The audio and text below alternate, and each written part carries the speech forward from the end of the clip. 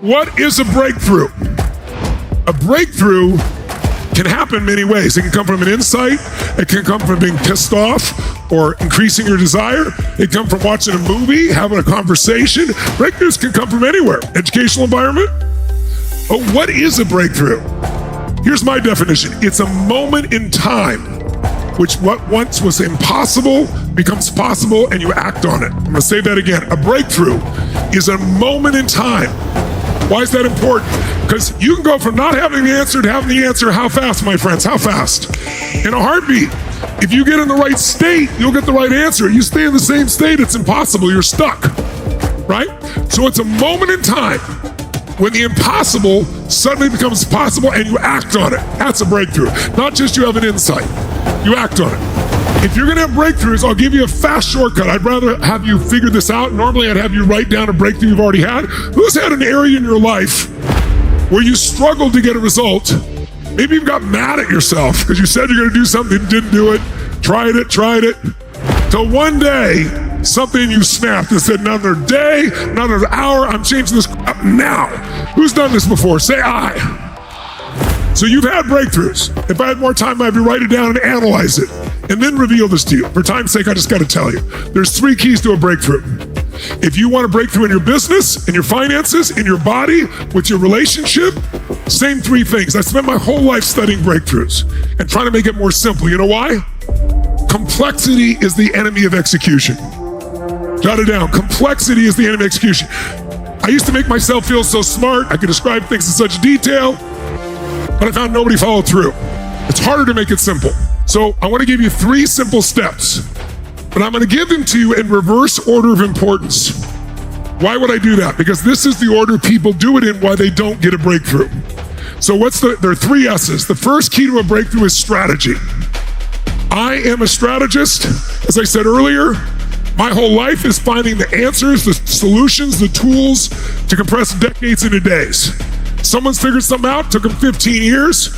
I figure how they did it. Maybe I can teach it to somebody in 6 hours, 6 days, but it's not gonna be 16 years. How many follow this? Say I. So I know the value of strategies and I'm a strategist, but it is the worst place to start. And it's where everybody starts. And there's a reason why. Because there's a sequence to a breakthrough. If you do the wrong sequence, it's like knowing someone's phone number. You have the right number, put it in the wrong order, you don't reach them. You know the numbers to open a vault? You put the right numbers in the wrong order, doesn't open it. There is a sequence to breakthroughs. The one most people pursue, let's take a simple thing. 75% of America is overweight. It's the fattest country in the history of the world. No one likes to use the word fat, but that's what it is. I used to be 38 pounds heavier than I am now. I told people I was big boned, right? No, I was fat, right? So why are we so fat? Is it because the strategy for being fit and healthy and strong is so complex that only the most intellectual humans can understand it? Yes or no? Is it because it's so expensive to find those answers? Only the top 0.1% can get access to the answers how to be fit and strong. Is that the problem? Yes or no? No. The problem is people start with how. When you start with how to do something that you've never done successfully, your brain feels uncertain and it rejects it. It's like, I don't want to fail. I've never done this before. I don't know what to do. If you do it with a team of people, you're going to fail as a team. As a culture, you can't start with strategy, or most of the times you're going to get limited results or no results. How many times has somebody gone to McKinsey and paid tens of millions of dollars for a strategy, which comes to the company and it never gets implemented? Who knows what I'm talking about here? Say I.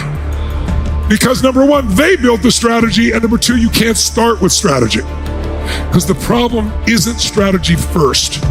Now, don't get me wrong. Some people might have the wrong strategy for losing weight, but it's not that complex. How far would you have to go from this building to get someone to help you to lose weight? How far would you go? There's gyms in the hotels. There's places that if you, God forbid, you walk to the gym, you could drive to it. You could download the answers onto your iPad or phone right now. You could hire a trainer. You have to work to not know how to be fit. And most people do, because they're starting with strategy, okay? It's not a strategy problem in most cases. It's the second thing you need for a breakthrough. It's a story problem. What is a story?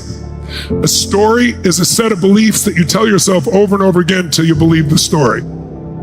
There's an old phrase. It says, you tell us a lie big enough, loud enough, and long enough, sooner or later people believe you. Goebbels for Hitler did that. That's exactly what they did. But most of us are Hitler to ourselves. We keep telling ourselves, oh, I want to lose weight, but I can't because I've tried what? What have I tried? Shout it. What do people say? I've tried. If you tried everything, you'd be fit.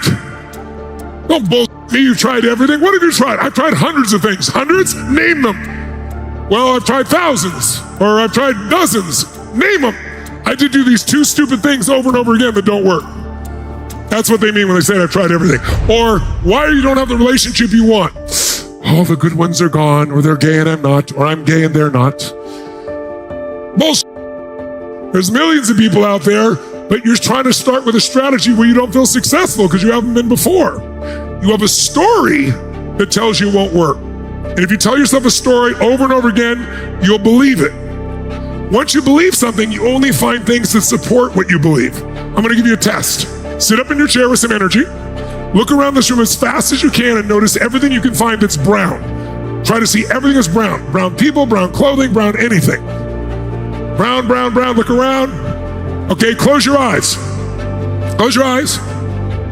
Tell me everything you just saw that was red. How many seeing a lot more brown? Make some noise. If you saw more brown, make some noise.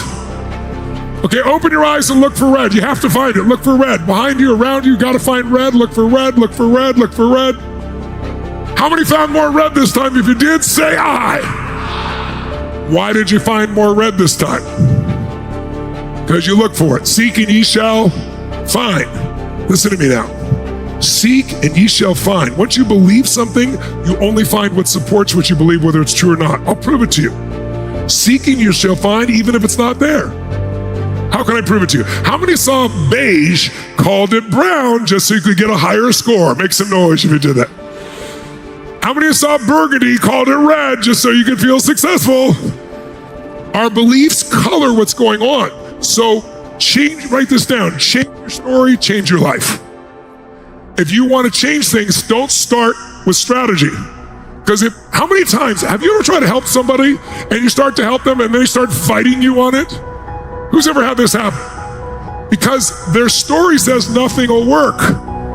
And they're certain. I believe it's a feeling of certainty. And they're only certain because they told themselves over and again. A new story is a new life. How do you change it all in reality? You start with a third S and you make it number one. The third S is your state, the thing we've been talking about. There is nothing more powerful to change human performance than changing your state. Every athlete knows it. Anybody who's a performer knows it. Anybody who performs at a high level in business knows it. State is everything. Mental, emotional state. Have you ever been pissed off at somebody and then you noticed you remembered everything they've ever done that's ever pissed you off? Who knows what I'm talking about here? You've experienced this, say aye. Or when you fall in love. Try this for a second, just for fun. Make the sound of being in love. Go ahead, make the sound.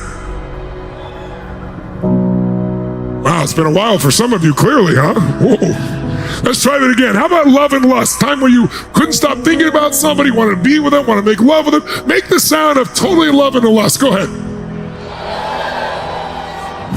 That was better. Lasted longer. That's good. Now, when you're in love, what's wrong with life? You don't have any money, you go, we don't have any money, but it's okay. When you're in love with someone, what will you do for them? What? What? Anything. If they go, could you take out the trash? You go, take out the trash. Of course. What else could I do for you? But after 7 days, 7 weeks, 7 months, or 70 years, somewhere in there, one day they say, you take out the trash. You go, what do I look like, your janitor? You go, I don't know what happened. We used to have so much passion. What happened?